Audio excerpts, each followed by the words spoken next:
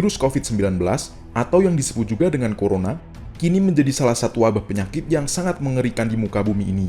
Banyak negara sudah terjangkit virus ini, termasuk di Indonesia. Penyebaran virus ini sangat cepat, sehingga dalam waktu singkat, orang di berbagai negara banyak yang terjangkit. Virus ini memiliki ukuran 1:4.000 helai rambut manusia, membuatnya tidak terlihat karena ukurannya yang sangat kecil. Jika di dalam atmosfer bumi, virus ini dapat berkembang dengan sangat cepat, apakah di luar angkasa, tepatnya di stasiun luar angkasa atau ISS, bisa terjangkit virus ini? Nah, sebelum lanjut, kita mau ingetin, buat kamu yang belum subscribe, jangan lupa subscribe dulu. Kemudian tekan juga tombol loncengnya, biar kamu dapat info video terbaru dari Ilmunesia.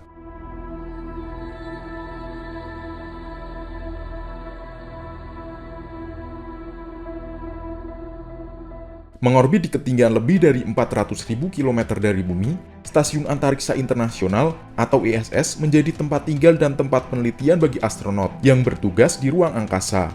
Nah, dengan jaraknya yang sangat jauh dari bumi, apakah ISS bisa terkena penularan virus corona dari bumi?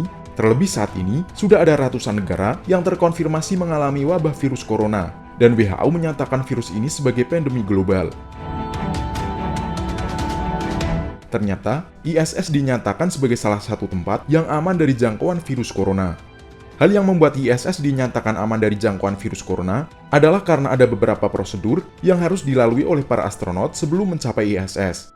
Prosedur penting yang harus dilalui oleh para astronot agar ISS yang menjadi laboratorium terpenting di ruang angkasa ini terbebas dari patogen berbahaya yang berasal dari bumi.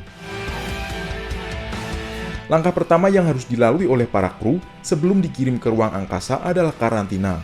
Dalam proses karantina ini, kru dan astronot akan diamati untuk melihat segala gejala yang bisa menunjukkan adanya penyakit.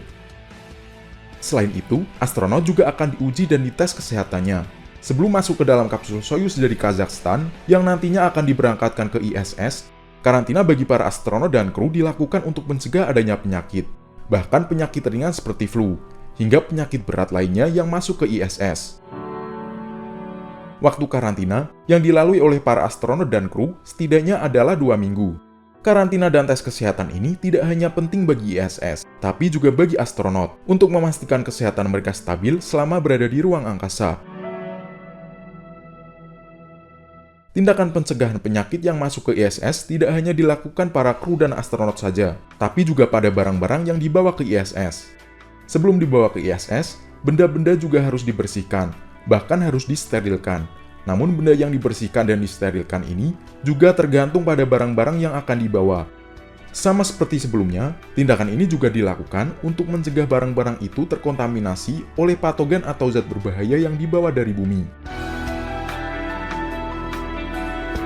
Berbagai tindakan tadi dilakukan untuk memastikan ISS selalu terbebas dari berbagai penyakit dan hal berbahaya lainnya.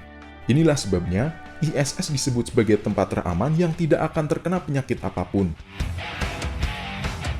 Meski merupakan tempat teraman, para astronot dan kru juga dibekali dengan berbagai pelatihan medis. Selain itu, kru di ISS juga selalu rutin melakukan kontak dengan tim dokter yang akan memantau kesehatan mereka. Hal ini dilakukan agar saat ada yang sakit ketika berada di ISS, kru yang berada di ISS tetap bisa mengalami situasi yang dialaminya. Di dalam ISS juga tersedia ruangan khusus yang bisa digunakan oleh para kru ISS untuk mengungsi atau mengisolasi dirinya ketika ada yang sakit.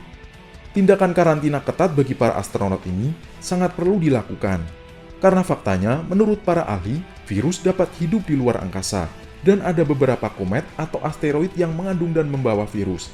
Dan menurut penelitian, virus yang dibawa oleh asteroid dan komet juga menjadi cikal bakal dari jaringan kehidupan yang ada saat ini.